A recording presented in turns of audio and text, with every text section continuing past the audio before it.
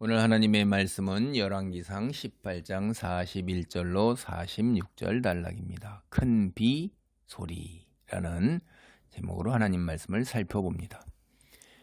이제 엘리야가 선포한 바대로 이스라엘의 가뭄이 3년 동안 이어졌죠. 그래서 이스라엘 백성들이 굉장히 큰 고통을 겪었어요.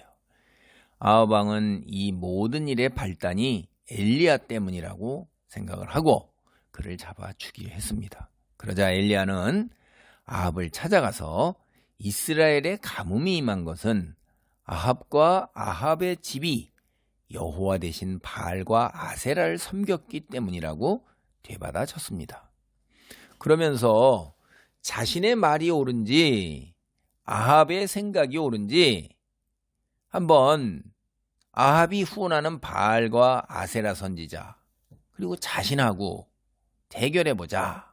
그래서 누가 옳은가 따져보자. 이렇게 이제 말을 했던 거예요. 그래서 아합이 엘리야의 말을 그대로 받아들여가지고 온 이스라엘의 바알 선지자 그리고 아세라 선지자.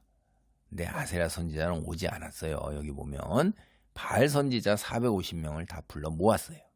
그래서 갈멜산 하나님의 포도원이다라는 뜻인데 그곳에서 이제 엘리야와 대결하게 했어요. 450대 1입니다. 어마어마한 거죠, 이게 사실. 아유, 대단한 거예요. 정신적으로 얼마나 강한가 하는 걸 봅니다. 여호와와 바알을 섬기는 선지자 간의 대결. 여호와를 섬기는 엘리야의 일방적 승리로 끝난 걸 우리는 알아요. 그래서 엘리야가 또 얼마나 강한 멘탈이에요. 이게 하나님이 참신이기 때문에 가능한 거예요, 이게. 엘리야가 바알 선지자 450명을 갖다가 함께 갈멜산에서 참관했던 이스라엘 민족의 지도자들, 이스라엘 백성이라고 부르는 거예요. 그래서 그들로 하여금 처단하게 했어요. 여러분 450명을 한번 처단하려고 생각해 보세요. 이게 어마어마한 겁니다. 말이 그렇지. 그리고 450명이 중에 한 명이라도 도망가지 못하잖아요. 그러면 이스라엘 백성으로 대표로 모인 사람들이 이들보다 훨씬 많은 거죠. 그러니까 그들이 저항도 못하고 꼼짝없이 그냥 당하고 아합 왕은 그냥 넋 빼놓고 쳐다보고 있던 거예요. 그래서 이 과정을 모두 다 지켜보는 아합이 어떻겠습니까? 하늘에서 불이 내려가지고서 그냥 확 다 튀어버리고 바알은 하루 종일 떠들어도 아무 적이도 없어요. 그리고 450명이 다 죽어나갔어요. 얼이 나간 거예요. 넋이 빠진 거예요. 이게 정신줄 놓은 겁니다. 이제 여기에서 이어지는 오늘 이야기예요. 이제 열왕기상 18장 41절로 46절 단락인데 가뭄이 끝나고 마침내 이제 비가 내리는 내용입니다. 41절 우리가 41절 여기 이제 41절에서 42절까지 한번 보겠습니다. 엘리야가 아합에게 이르되 올라가서 먹고 마시소서 큰 비 소리가 있나이다. 아합이 먹고 마시러 올라갈니라. 엘리야가 갈멜산 꼭대기에 올라가서 땅에 꿇어 엎드려 그의 얼굴을 무릎 사이에 넣고 이제 바알 선지자들을 처형한 엘리야가 정신줄을 놓고 멍하게 서 있는 아합에게 큰 빗소리가 들리니 안심하고 가서 음식을 먹으라고 말했어요. 자신이 후원하던 아합 말이에요. 자기가 후원하던 이스라엘 전 지역의 바알 선지자 450명 모두 떼죽음을 당했으니까 이제 큰 충격에 빠져 있는 건 그건 당연한 건데 그리고 하나님의 놀라운 그 임하심을 번갯불 하늘에서 불 내려와 가지고선 다 하는데 얼마나 놀라겠어요. 아합에게 엘리야가 그건 뭐 대수로운 일이냐? 정신 차려라 이러는 거예요. 이제 충격에서 벗어나서 일상을 회복하고 지금 저녁 먹을 때 아니냐 이제 이게 오후에 이제 저녁 때 그때가 오후 3시에 이제 엘리야가 그 일을 시작한 거거든요. 그러니까 가서 식사하라 이거예요. 진짜 여기 보면 아합은 이스라엘의 왕이잖아요. 그는 지금 이 순간에 자신의 권력으로도 자신이 후원하던 바알 선지자 450명을 하나도 지키지 못했어요. 엘리야가 그들을 모두 죽일 때요. 그저 손 놓고 바라보았던 거예요. 응? 근데 이게 바알 선지자를 이스라엘 전역에서 소집한 사람이 누구죠? 자기잖아요. 그런데 그리고 이스라엘 지도자들이 지켜본단 말이에요. 다 오게 했어요. 그러니까 이게 시간이 있는 거죠. 우리가 여기 한 줄로 이렇게 짧은 단락으로 읽는 거지만 이스라엘 전역에서 그게 걸어와야 되고 뭐 오는데 이게 소집하는데 뭐 그냥 하루에 딱 옵니까? 그건 아니잖아요. 이게 시간이 걸리는 이야기들이 이제 이렇게 그러니까 우리가 이 관념에서 좀 벗어나서 이걸 생각을 좀 더 깊이 해볼 줄 알아야 돼요. 그냥 읽은 대로 툭 해갖고 눈에 보이는 대로 텔레비전 화면이 마치 보여주는 것처럼 그냥 쓱 지나가면서 그런가 보다 하고 이렇게 멍하고 있으면 안 됩니다. 머리는 그러라고 있는 게 아니라 생각 좀 해보라고 있는 거예요. 그 이스라엘 지도자들 자기가 다 이제 같이 오라고 그랬는데 그 앞에서 참신이 누구냐 하는 대결에서 이제 완전하게 패했잖아요. 그러니까 엘리야가 여호와의 율법에 따라서 우상 숭배자들을 죽였단 말이에요. 이런데 자기가 끼어들지 못한 거예요, 왕이. 왕이 군사도 있잖아요. 호위하는 군사도 데리고 왔고 마차도 있고 다 호위병도 있는데도 끼어들지 못하는 겁니다. 여기엔 누가 진짜로 하나님 통치자의 권력을 위임받아서 이렇게 하는데 끼어들지 못해요. 그냥 그저 아합은 양처럼 고분고분하게 하나님의 선지자 사람 엘리야의 말을 따른 겁니다. 이제 그래서 이제 정신 뚝 차리고 먹고 마시러 올라갔어요. 저녁 먹을 때가 된. 근데 엘리야가 뭐라고 얘기했냐면 큰 비 소리가 들리나이다 라고 이제 아합에게 말하면서 먹고 마시러 올라가라고 그랬어요. 그런데요, 엘리야가 이렇게 말할 때 여러분 성경 보면 변한 게 있어요, 없어요? 전혀 없습니다. 여전히 하늘에 해가 쨍쨍 내리쬐요. 그리고 먼지는 풀풀 날립니다. 이런 환경 속에서 엘리야가 뭐예요? 선지자적 상상력으로 믿음으로 큰 비 소리를 듣고 있는 것입니다. 엘리야는 당연히 그러죠. 하나님의 사람이니까 선지자잖아요. 영적으로 민감한 거예요. 이 영적 안목을 갖추고 있어가지고서 앞으로 비가 올 것을 내다보고 믿음으로 큰 비 소리를 듣고 아합에게 비가 내릴 것을 선포하고 있는 거란 말이에요. 근데 아합은 엘리야가 하라는 대로 하는 아주 순한 양이 되었어요. 고분고분하는 거죠. 아합은 하나님의 제단이 재건되는 것을 보았습니다. 그리고 진정한 의미에서 하나님의 능력을 경험했어요. 그래서 선지자의 명령에 따라서 아합은 하나님 앞에서 음식을 먹는 거예요. 사실 우리가 아합의 신하 오바댜 그를 보면 아합은 매우 두려운 존재예요. 18장 9절로 14절을 보면 그래요. 그렇게 두려운 아합이 엘리야 앞에서는 양처럼 온순해요. 엘리야가 하라는 대로 하고 그가 하는 일을 그저 숨죽이고 지켜볼 뿐이에요. 이 이야기 단락을 볼 때 아합은 엘리야에게 단 한 번만 말을 해요. 18장 17절. 나머지 이야기는 다 엘리야가 주도가 되어서 이끌어가고 이야기합니다. 자기가 섬기는 바알하고 똑같이 된 거예요. 여러분, 우상은 섬기면 우상처럼 되는 거예요. 듣지도 보지도 말하지도 못하고 무능력하게 되는 거예요. 엘리야는요, 바알 선지자들에게 압도적 승리를 거둔 것처럼 지금 아합에게도 절대적 승리를 거두고 있는 거예요. 여기 지금까지 우리가 여기 성경 이야기를 읽어보면요, 아합이 우유부단해요. 그리고 머리가 좋지 않아요. 자신에게 지금 무슨 일이 일어나고 있는지를 지금 전혀 의식하지 못하고 있는 거예요.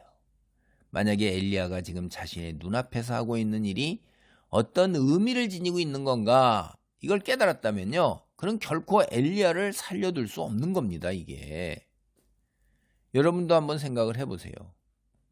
아합은요, 왕이 되고 나서 아내 이세벨과 결혼해서 그 다음에 여호와 종교 대신 아내 이세벨이 믿고 섬기는 그쪽 왕가 집안은요, 이 바알과 아세라 종교에 아주 열심히 해요.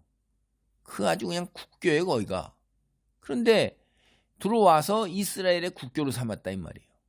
그러면 아합 왕권의 종교적 정체성과 정당성이 어디 있냐면 여호와가 아닌 바알과 아세라예요. 조상 대대로 내려온 여호와 종교를 핍박하는 걸 넘어서 가지고요. 아예 이스라엘에서 여호와 종교를 뿌리 뽑아서 멸절시키는 겁니다, 이게. 그래서 이렇게 아합과 이세벨이 여호와의 선지자를 다 죽였을 때 오바다가 100명을 감춘 거잖아요. 이런 상황에서 엘리야가 바알 선지자들을 모두 죽여버렸다. 이건 자신의 왕권에 대한 도전이란 말이에요. 정체성하고 정당성을 부인하는 거잖아요. 아주 왕권의 근본 토대를 없애버리는 것입니다. 응? 그러니까 이런 거를 깨닫지 못하는 거예요. 그런 거 보면 이 이세벨은요, 굉장히 영악하고 간교하면서도 머리가 영리한 거예요. 남편을 통해 갖고 엘리야가 행한 일의 전말을 19장 2절을 보면 다 전해 듣거든요. 곧바로 엘리야를 협박하잖아요. 이건 뭐야? 이걸 깨닫는 거란 말이에요. 그래서 이세벨은 이제 상황이 이렇게 됐다면 이제 자신의 왕권을 부인하고 정체성을 허무는데 어떻게 엘리야하고 이스라엘 땅에서 공존할 수 있어요? 둘 중에 하나는 죽어야 되는 거예요, 이게. 엘리 앞에서 온순하게 근데 앉아있는 양처럼 앉아있는 아합, 이걸 깨닫지 못하는 거예요. 그러니까 머리가 나쁘다고 제가 말씀드린 겁니다. 왕이 되어서는 안 될 어리석은 자예요. 기가 막힌 거예요. 안목을 갖추지 못한 거죠. 머리가 명석하지 못한 겁니다. 여기서 우리는 오늘 이 이야기에 비추어서 우리 모습을 살펴봐야 돼요. 오늘날 우리는 하나님 말씀에 영적으로 민감합니까? 우리가 영적 안목을 갖추고 있어서 엘리야처럼 큰 비 소리를 들을 수 있어요? 우리가 사는 시대가 종말의 시대예요. 여러분 이 얘기 많이 들었죠? 종말의 시대. 마지막의 시대라 이 말이에요. 예수님이 오신 지가 벌써 예수님이 오셔서 종말의 때라고 선포하신 이후로 자그마치 2020년이 흘러가고 있네요. 그렇죠? 대략 약 2020년가량 정도가 흘러가는데 우리가 마가복음 1장 14절로 12절이 예수님이 오셔서 선포한 복음이고 최초의 사역이고 이거를 예수님이 이제 사역을 시작하시는 취임의 설교다라고 얘기를 해요. 요한이 잡힌 후 예수께서 갈릴리에 오셔서 하나님의 복음을 전파하여 이르시되 뭐라고 그랬어요? 때가 찼고 하나님의 나라가 가까이 왔으니 회개하고 복음을 믿으라 이렇게 하시는 거예요. 이게 예수님이 뭐예요? 때가 찼다. 성경에서 이야기한 구약 성경에서 선지자들을 계속 보내서 마지막 때 여호와의 날, 종말의 날, 지구 최후의 날 그 선포하신 그때가 왔다 이 말이에요. 이제 목까지 찼단 말이에요. 하나님께서 다스리시는 하나님의 나라, 하나님이 왕이신 이 세상, 하나님이 눈에 보이는 왕으로 통치를 행하신단 말이에요. 그게 가까이 왔다는 거예요. 실제로 이후에 우리가 보면 예수님께서 뭐 했어요? 그 앞절을 보면요. 예수님께서 광야에서 사탄을 물리치세요. 통치권을 찾은 거예요. 공중권세를 사탄이 잡고 있는데 통치권을 찾고 40일간 시험을 물리치고 그 다음에 나오는 모든 기적들이 다 하나님의 왕으로서 왕적 권세, 통치권을 행사하시는 거예요. 귀신을 내쫓아요. 강한 자로서 사탄보다 더 강하기 때문에 귀신이 당신은 하나님의 거룩한 자 하나님의 아들이라고 귀신 쫓겨나가지고 질병도 다 치유하세요. 불치병도 치유하세요. 심지어 죽은 자까지도 살려내세요. 왜 그런 기적을 행하세요? 그게 하나님의 나라, 하나님의 통치권을 보여주는 증거란 말이에요. 여러분 잘 보셔야 돼요. 성경을. 예수님께서는 이 세상의 종말이 시작될 때가 이르렀고 그래서 하나님께서 다스리는 하나님의 나라의 도래가 임박했으니 회개하고 하나님을 믿으라는 거예요. 하나님께로 돌아오는 거예요. 회개하라는 의미는 돌아오라라는 의미입니다. 이게 돌아오라. 정확한 의미가. 하나님께로 돌아와서 복음이 뭐예요? 하나님의 나라가 가까이 왔다는 게 복음이에요. 뭐 내가 천국 가게 된다. 예수 믿으면 그게 복음이다. 그거는 파생적인 의미고요. 원래 여기 나오는 성경에 보세요. 복음은 하나님의 나라, 하나님의 통치, 하나님의 나라가 이루어지면 어떻게 돼요? 거기 기가 막힌 이야기들이 무지하게 많아요. 앉은뱅이가 일어나고 눈먼 사람이 보게 되고 하나님의 정의와 공의와 심판이 이루고 사람의 생명이 그냥 쫙 다 생명이 새어나요. 불의와 공의가 없어요. 억울한 자가 없어요.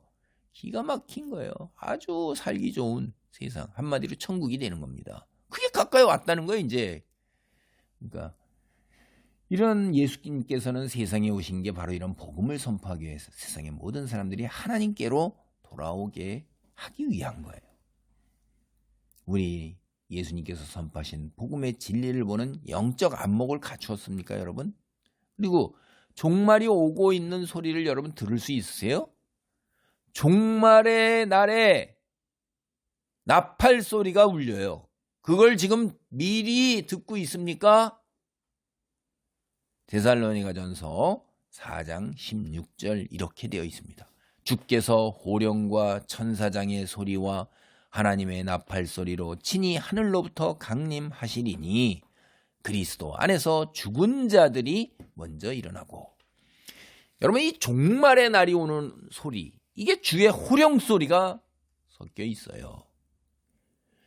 주의 나라가 가까이 왔으니 회개하고 하나님께 돌아오라. 하나님의 백성으로 하나님의 통치를 받아들여라 하는 거예요. 종말이 오는 소리에 천사장의 소리가 섞여 있어요. 하나님을 믿는 자, 회개하고 돌아온 자들 이리 오라 하는 거예요. 종말이 오는 소리에는 또 하나님의 나팔 소리도 섞여 있습니다. 나팔 소리라고 비유한 소리. 누구나 다 듣고 그게 하나님의 종말이 오는 소리를 알 수가 있는 거예요. 진짜 우리가 생각하는 나팔처럼 무 하고 그런 소리일 수도 있고, 성경에 우리가 그 소리를 우리가 이 세상에서 이해할 수 있는 게 나팔 소리밖에 없어서 그렇게 표현할 수 있는 거예요. 어찌됐든 다 알 수 있어요. 누구나 다. 복음서와 데살로니가 전서, 그리스도인을 향해 깨어있으라고 말합니다. 마지막 때와 시기를 우리는 정확히 알지 못하니 종이 주인을 기다린 같이 늘 깨어 준비하고 있으라고 말합니다. 주의 날이 밤에 도적같이 도래할 줄을 우리가 알고 있으라고 말합니다. 오늘 본문을 보세요. 엘리야는 가뭄 속에서 영적인 안목으로 믿음으로 큰 비가 내리는 소리를 들었어요. 우리 역시 그래야 돼요. 종말의 소리를 들을 수 있어야 되는 거예요. 아합이 엘리야의 목소리에 청종한 것처럼 그리스도인은 성경 말씀을 청종하고 종말의 날을 대비하며 살아야 하는 거예요. 제가 한마디로 다시 말하면 세상에 현혹되지 말라는 거예요. 심판의 날을 대비하며 깨어있으라는 것입니다. 아니, 오늘 본문을 보면 이 어리석고 우유부단하고 우상을 섬겼던 아합도, 이렇게 악한 자도 엘리야의 말에 순종하는데, 그리스도인이라면서 예수님 말씀에 순종하지 않는다면 여러분, 이거 아합만도 못한 사람이다. 이걸 스스로 인정하는 게 아닙니까, 이게. 이어지는 본문 열왕기상 18장 43절로 44절입니다. 그의 사환에게 이르되 올라가서 바다 쪽을 바라보라. 그가 올라가 바라보고 말하되 아무것도 없나이다. 이르되 7번까지 다시 가라. 7번째 이르러서는 그가 말하되 바다에서 사람의 손만한 작은 구름이 일어나나이다. 이르되 올라가 아합에게 말하기를 비에 막히지 아니하도록 마차를 갖추고 내려가소서 하라 하니라. 이제 아합이 먹고 쉬는 동안에 엘리야는 갈멜 산 꼭대기로 올라가서 땅을 바라보면서 기도를 했습니다. 그리고 시중 드는 사람을 더 높은 곳에, 자기가 기도하는 것보다 더 높은 곳에 올려고 해서 지중해 쪽을 바라보고 오라고 그런 거예요. 엘리야가 선지자로서 큰 비 내리는 소리를 들었잖아요. 그러니까 이제 비가 올 것을 알았단 말이에요. 이제 비가 올 징조가 있어야 되잖아요. 그럼 이제 자기도 그걸 알았으면, 빗소리를 들었어요. 그렇으면 그거를 뒷받침하는 체험적인 증거. 그래서 비가 올 징조로 검은 구름이 지중해에서 일어나 갈멜산 쪽으로 불어닥칠 거다. 그걸 확신하는 거예요. 이게 다 아는 거죠. 그래서 사환을 무려 7번씩이나 산 정상으로 올려 보냈던 것입니다. 여기서 여러분이 잘 아는 것처럼 7, 7은 완전수예요. 자신이 확신한 것에 대해 조금도 의심하지 않고 이루어질 때까지 끈질기게, 여기서 끈질기게 참고 인내로 사환을 올려보낸 거예요. 야, 하나님의 사람 선지자, 이런 게 이제 믿음인 거죠. 근데 기도가 그렇게 쉬운가요? 기도는 노동이에요, 여러분. 상당히 힘든 것입니다. 에너지가 엄청 들어가는 거예요. 그런데도 인내로 참고 기다린다 이 말이에요. 이게 우리 신앙생활에서도 필요한 거예요. 기도, 찬송, 말씀 함께 모여서 예배, 서로 섬기는 것, 남을 사랑하는 것, 남을 배려해서 전화 한마디로 따뜻한 위로의 한마디 거두는 것, 이게 거저 이루어지는 게 아니에요. 우리의 시간과 돈과 힘든 거를 갈아 넣어야 되는 겁니다. 그런 거예요, 이게. 뭐 저절로 그냥 관념적으로 그냥 이렇게 7번까지, 이 사화는요 7번까지 그 산꼭대기까지 자기 있는 데보다 더 높은 데 올라갔다가 내려왔다가 올라왔다가 내려왔다가 2번까지는 그랬다서 3번째 갈 때 아이 불평 안 나오겠어요? 한마디 불평도 없어요. 엘리야 선지자 밑에서 하나님의 사람으로 섬기는 사람은 엘리야 무조건 섬긴 게 아니에요. 엘리야의 행실을 보고, 엘리야의 기적을 보고 하나님이 동행하시는 걸 아는 거죠. 그래서 오늘날 많은 인간들의 조직 속에서는 그저 자기보다 위에 있으면 맹목적으로 섬겨요. 그 사람의 인격이 뛰어나지도 않는데, 인격과 말이, 인격을 보면 말과 행동이 일치하지도 않는데, 성경을 지가 복음으로 제멋대로 풀어내는데, 돈을 탐하고 쾌락을 탐하는데, 거기서 뭐 떨어지는 부스러기 먹으려고 옆에서 개처럼 붙어서 시중 두는 거죠. 참 창피한 줄 알아야죠. 아유, 오늘 우리 역시 이러한 믿음과 끈기가 있나, 그걸 한번 살펴보세요. 우리가 믿고 기도하는 대로 이루어진다 이렇게 말씀하신 게 성경이요. 주여 내 질병을 치유하여 주시옵소서, 내 재물을 주시옵소서, 내 사업이 형통케 하옵소서, 뭐 이렇게 그냥 내 자녀 대학에 입학하게 해주소서. 심지어 교회에서 100일 기도, 미쳤어요 진짜. 아유, 내 현수막 보고 미쳐 돌아가는구나 진짜. 이게 내가 이 세상에서 필요한 것, 그거 기도하는 거 그대로 이루어진다? 그거 거짓말이에요. 세상에서 필요한 것 기도할 때 하나님께서는요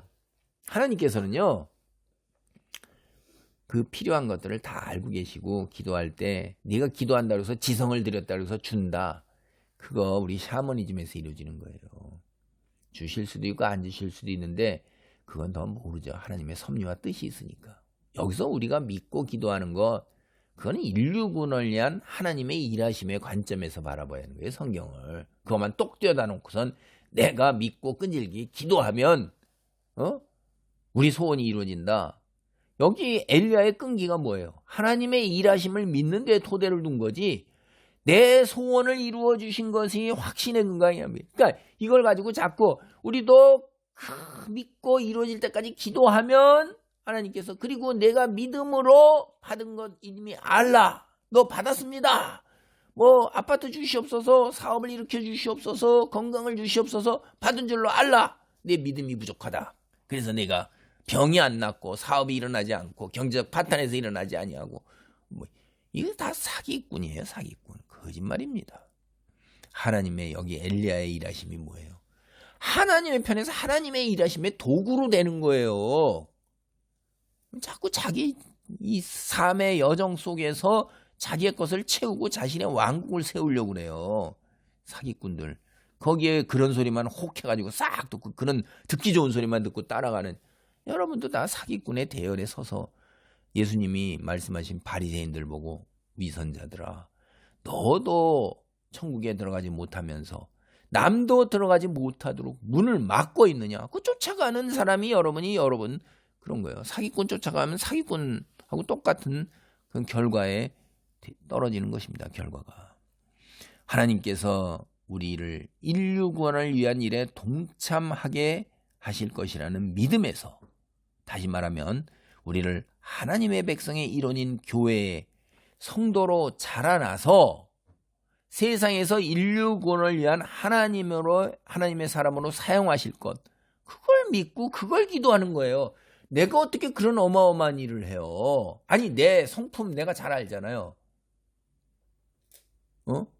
어떻게 하나님의 이렇게 거룩한 사람의 사랑과 희락과 화평과 오래 참음과 자비와 양성과 충성과 온유와 절제와 이런 모습이 내게 어디 담겨 있어요? 근데 그런 모습으로 기적으로 나를 변화시켜 간다는 거예요. 공동체 안에서. 그리고 내 십자가를 우리가 어떻게 집니까? 십자가를 질 수 있는 능력을 달라기도 하니까 그게 십자가를 지고 인내와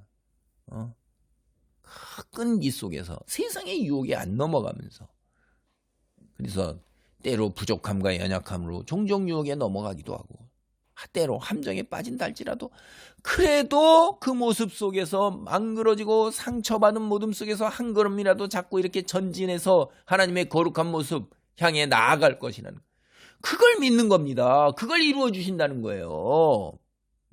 자신의 그렇게 믿는 믿음에 대해서 낙담좌절 실망하지 않고 끈기 있게 기도하고, 그래서 엘리야의 사환처럼 불평 없이 성경 말씀에 따라 살고자 그렇게 애를 쓰고 있어요. 여러분, 자신 한번 살펴보세요. 그게 여러분이 정말 하나님의 사람이냐, 구원받은 사람이냐 하는 증표예요. 증거입니다.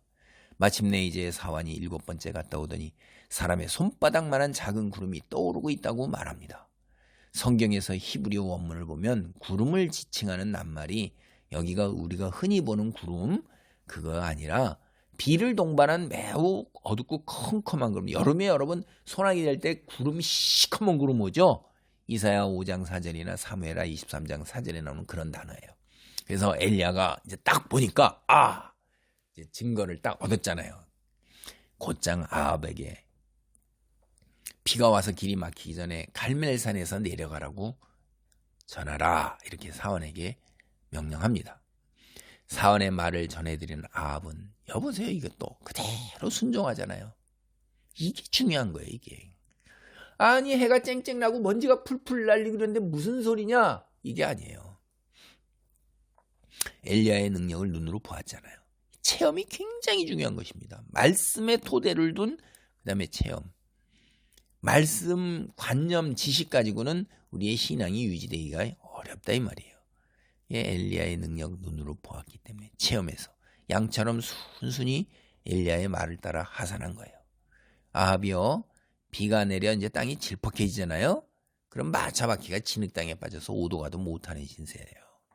이게 자그마치 27km나 가야 돼요. 27km. 굉장히 먼 거리를 가야 되는 거죠.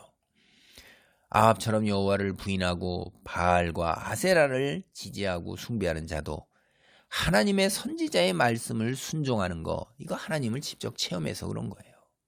그래서 제가 다시 말씀드리는데, 우리가 하나님의 말씀, 성경 말씀을 지식과 관념으로, 그래서 그건 성경에서나 나오는 이야기야.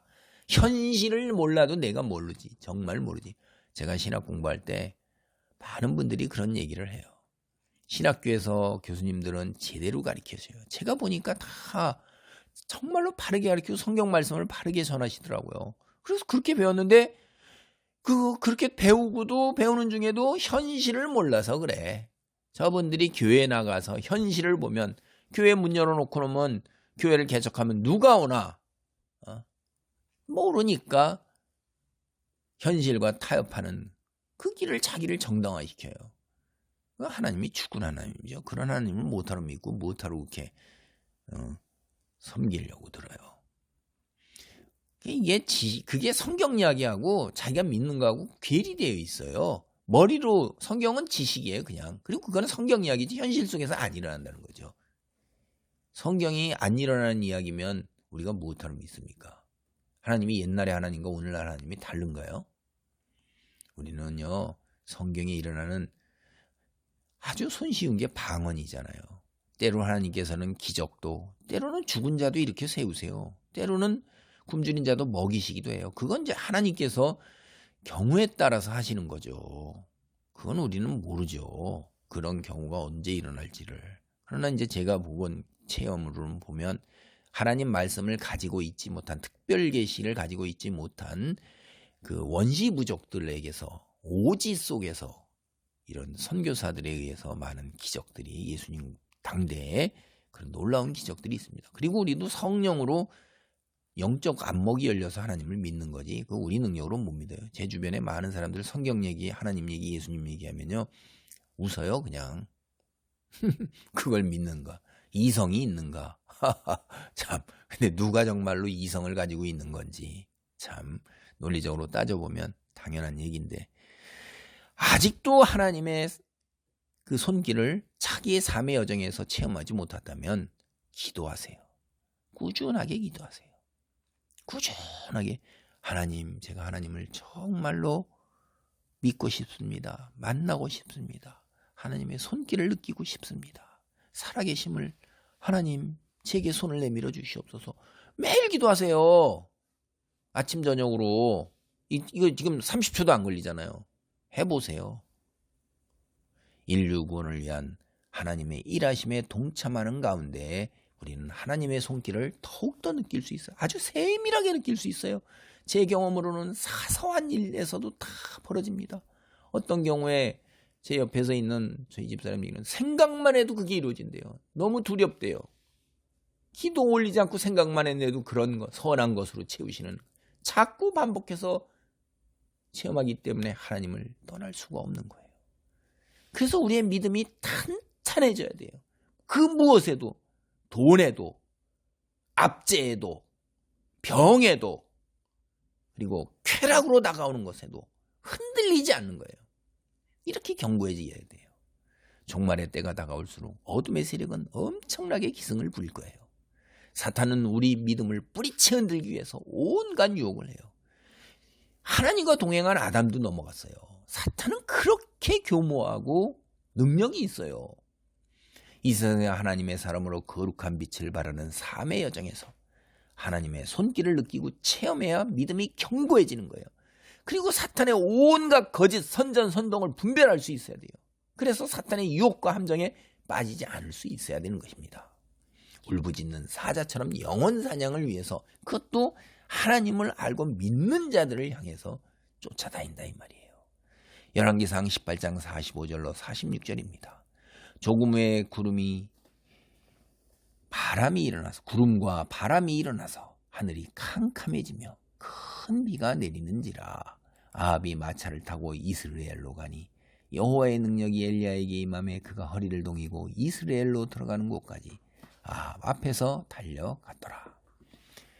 하늘은 짙은 구름으로 캄캄해지고 큰 비가 퍼붓기 시작했습니다. 지난 3년 동안의 가뭄이 해갈되는 순간입니다. 아합은 마차를 타고 이스라엘로 갔습니다. 이스라엘이 아니에요. 이스라엘.